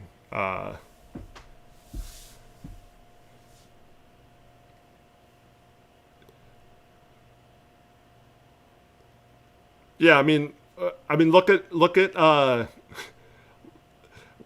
Everyone knew that was an absolute haul OKC got from the Clippers in 2019, but like no one would have said that's guaranteed a championship. Like that's never really been proven to work, where you just load up on draft picks and young players and win a championship. So that's also, but there's multiple strategies. Like I said, look at the Pacers.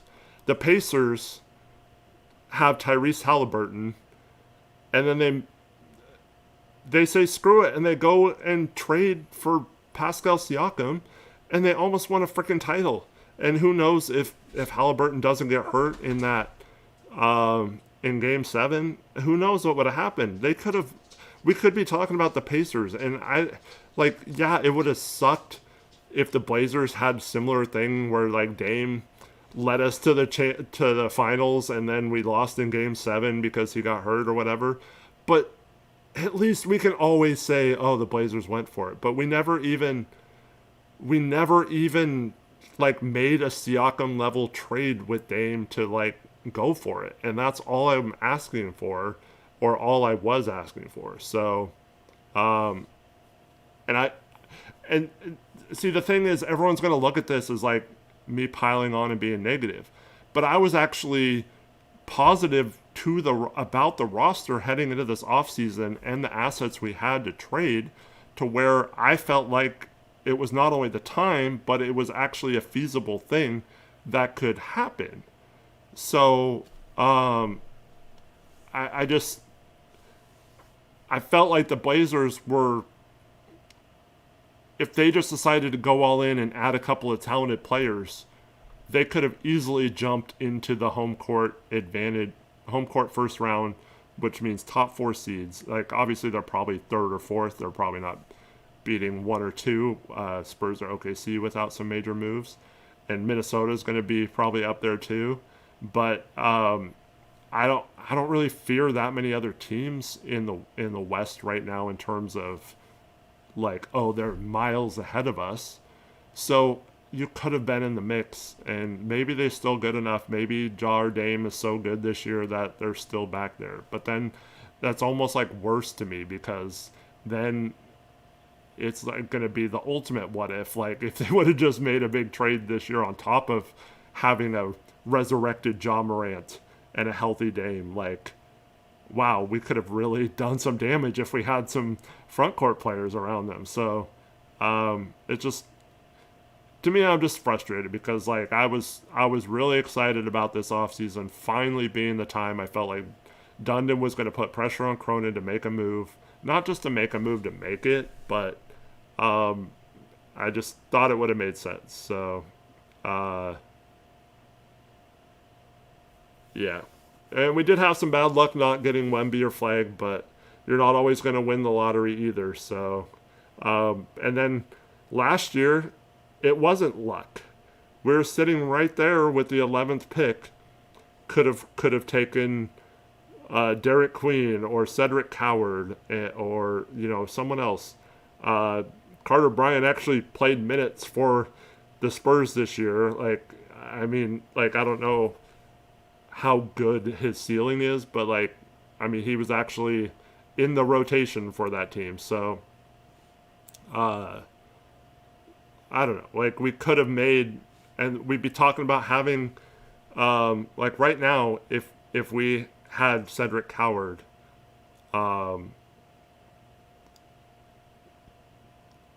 like this roster would be a backup power forward away from being perfect, in my opinion. Like, I think it would be very, very good and deep.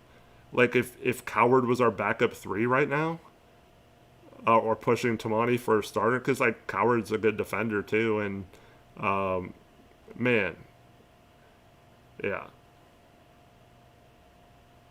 I mean, we could probably get Juris Walker. Yeah, we probably could. I don't know if we will, but I, I'm kind of, I'm kind of overthinking. But yeah, yeah, PJ or John Collins, we'd be really good right now, man. It's not being negative. Being a Blazer fan is pain. Um, yeah, yeah. I mean, that's true. I mean, I said this last stream. I had to. I was born 2 years after the championship, so I didn't get to see that. And I mean, I had the time of my life. I thought it was great being a Blazer fan. Um, when I was a kid, watching them grow from a team, and that team was so fun because I mean they did make some trades to add players, but they drafted Cliff Robinson, they drafted Clyde Drexler, they drafted Terry Porter, they drafted Jerome Kersey, and Blazer Gazer heard the championship in his mom's belly. Oh, that's cool. So technically you were there. Uh, uh, yeah. So, um, I mean that was awesome, and I didn't like necessarily trying to buy a championship, but it was awesome. Like, just freaking, if you were around in 1999 when the Blazers traded for Scottie Pippen and Steve Smith and signed Detlef Schrempf, it was like we were the talk of the NBA. Like, that was like three huge, huge moves. Um, and so, uh, and the Blazers already had a really talented team with Sabonis and Sheed, Damon Stoudemire. They had traded for before that. They had it. That team had just made the. It was very similar to the 2019 team. So like, it would be like the 2019 Blazers. When we made the Western Conference Finals. I mean, the 1999 team was way more talented than the 2019 team outside of Dame. And but like, imagine coming off the Western Conference Finals in 2019, we traded for like Paul George and I don't know, just like we were the team that traded for Paul George, or we got Kawhi Leonard, and not only Kawhi Leonard, but like we got two other players on top of that were, really good starters or something. Like, I'm trying to think of some names 7 years ago, but like imagine if that was our off season instead of having to let Enes Kanter and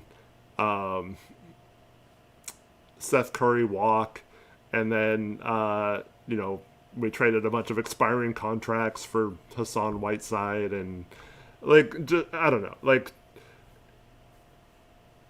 so that's my thing, and maybe the Blazers weren't quite ready for that yet, but I just felt like with their contracts, they had Grant's contract, they had Drew's contract, they could match salary for any star. They had some young guys in Scoot and Sharp. They had a huge amount of pick capital. It seemed like it was positioned, if they wanted to finally be like, you know what, we're going to add a couple of quality pieces. And you know what the other thing is too? It doesn't necessarily have to be someone that wants out or wants to, like, is being traded. You can also go and overpay for a guy slightly and trade with the team that didn't necessarily want to trade him, but you give them an offer they can't refuse or something. But yeah.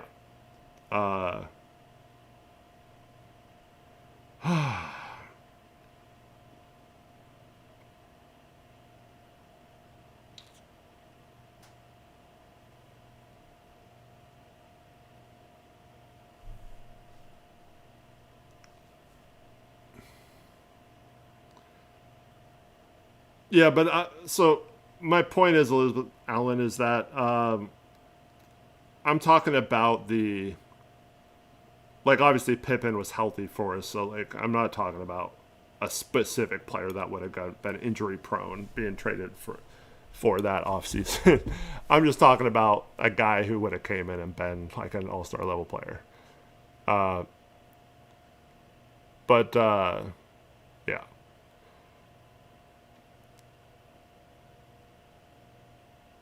Um,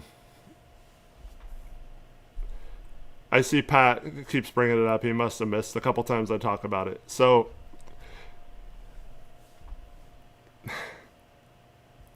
I personally believe, and this is based on things that I was told. So once again, when I say this, I don't give a crap if you believe me or not, or want to believe me, or whatever. I'm just going to say what I believe and what I think happened based on stuff that I've been told. Okay. Uh, I believe that the Jaylen Brown information, that he did not say a word. I don't think he said anything to any teams or to Boston about any trades. I think there was a lot of teams that got blowback once they saw what JB was traded for. Teams that chose themselves not to trade for JB or not to be interested in JB, like the Blazers allegedly did not think JB was worth trading for or a good fit for them. Okay? So I don't believe anything happened there in terms of JB dictating where he wants to go. And even if they did, who cares if JB told any team he doesn't want to go there? He has 3 years left on his deal. It's not Giannis or whatever. It's more like Dame when we traded Dame, and everyone said he didn't have a leg to stand on in terms of dictating where he wanted to go. So why is that where Joe can't trade him where he wants to go then, but now we're saying someone doesn't want to come here so we can't trade for them? Well, it doesn't work both ways. And so I believe that JB didn't say anything. The Blazers just didn't want to trade for him. And analytically, they didn't think it was a good fit. Salary-wise, they didn't think it was a good fit. And so they chose not to pursue him, especially when Boston calls and offers him for, 4 firsts and Donovan Klingan and Tamani Kamara, whatever their initial offer was. Just like the initial offer to Philly was 5 firsts and VJ Edgecombe and a bunch of other players. But Portland wasn't interested in trading for Jaylen Brown. But then Jaylen Brown gets traded, and he's traded for what seems like very little. And all these teams like the Hornets and the Houston Rockets and the New Orleans Pelicans and the Denver Nuggets and all these other teams are left being questioned, like, okay, I get it if you weren't like super high on Jaylen Brown or didn't want to give up the farm to get him, but it didn't cost the farm to get him. It would have been actually in hindsight a very low cost maneuver, right? So what I believe happened is that these teams saw like all these fans questioning why weren't we involved with it if that's all it took to get him? And so since it was so little, I believe because the Blazers don't leak stuff, right? So what is Jaylen Brown leaking that he didn't want to play to another team? No. So it's either Boston or all these other teams. So I believe either Boston leaked that Jaylen Brown didn't want to go to these teams simply to make themselves look better that they traded him for so little, or teams like Portland and Charlotte and other teams leaked that he didn't want to play there because they were being questioned why they didn't just trade for him anyway, even at that low of a price. So think what you want. I don't care if you think the same way I do as well, but I believe that that's just spin to make it look like, oh yeah, see, this is why we weren't interested in him. He didn't want to be here. No, we chose not to negotiate or even go for him because we didn't want him, right? So I personally believe that that's just spin, especially so Siegel in particular, who was the one who initially claimed all this. He was with Clutch Sports, and Clutch owed Cronin a favor. Like, he's the one who gave Chauncey the extension. He's had several clients of his. Jeremy Grant gave him that contract. Nurkic gave him a big contract. There's been a lot of Clutch clients that the Portland Trailblazers have taken care of. But there's no way that Jaylen Brown and his agent would leak that he didn't want to go places, because what's the benefit of that? Especially if in a few years he's going to be there's going to be a point where in his career where he's a free agent and stuff like that. But if he got to where he wanted to go because he didn't want to go certain places, then there's no way he would then be like, oh yeah, I didn't want to go to all these places to the media. So to me, it's most likely Boston leaked because Portland doesn't leak stuff, remember? So like, how would anyone even know that he wasn't interested in Portland? To me, this just seems like Boston, a lot of people were like, well, you got crap for that. And then I thought their press conference their answers were so convoluted. They tried to make it make sense what they did, but it just was more confusing than if they would have just left it at, he had a high salary, we wanted to move on from him, and that's that. But to say, oh, we wanted to have multiple salaries instead of like two big salaries taking up a bunch of the cap. It's like, dumbass, you traded for someone with almost just as big of a salary. Now it's 1 year less, but it doesn't make sense that you didn't trade him for multiple pieces. You traded him for one other big contract. And now you're trying to say, oh yeah, you had to trade him so you could have multiple pieces instead. Like, that doesn't line up. And then their new owner was talking about how money hasn't been a decision in all of their things, and then he said the second apron was a problem for them and had to get around it. Like, it did not add up what they were saying. So it's most likely from Boston to me, because they're just throwing stuff out there. But we probably could have gone for it and gone for Jimmy Butler for CJ. We probably would have had to give up a bunch of picks, but that's another thing. Yeah, we just Olshey in particular was not willing to ever trade CJ, so never really came to light.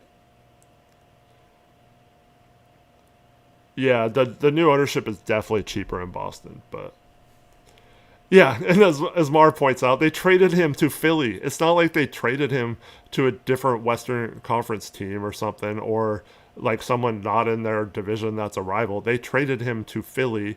That's like one of their rivals and one of their. They don't want to help Philly out. It just doesn't line up that that's true at all, in my opinion. And I have information that makes that believable to me. So like I said, I don't care if you believe it or not.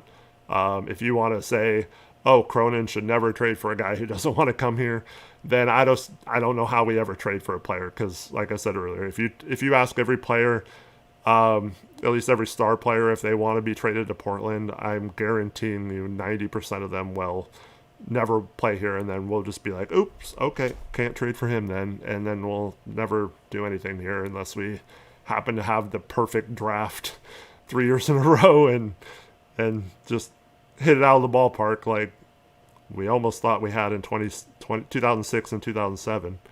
But we saw that team fall apart too. So, but anyways, the Blazers lose tonight, 81-79. Had a big lead, blew it, and then yeah. So I don't like that a player that was under 3 years of contract would even try to dictate that. Like, I don't believe that NBA teams would just succumb to a player like Jaylen Brown telling multiple teams he doesn't want to go there. I don't believe that. I think the players have a lot of power, especially if they have 1 year left on their contract.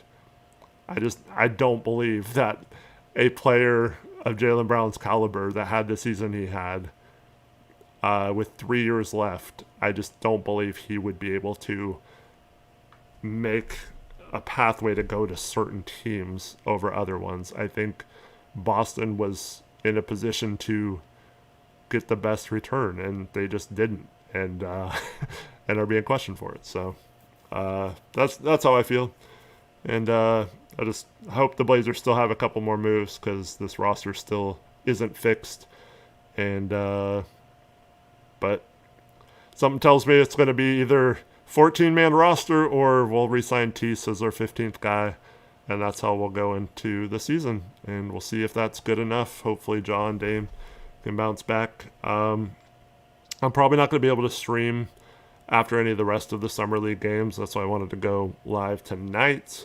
But yeah, obviously if something happens, I'll try to pop on. Going to be unable to stream probably for the next week or so, though.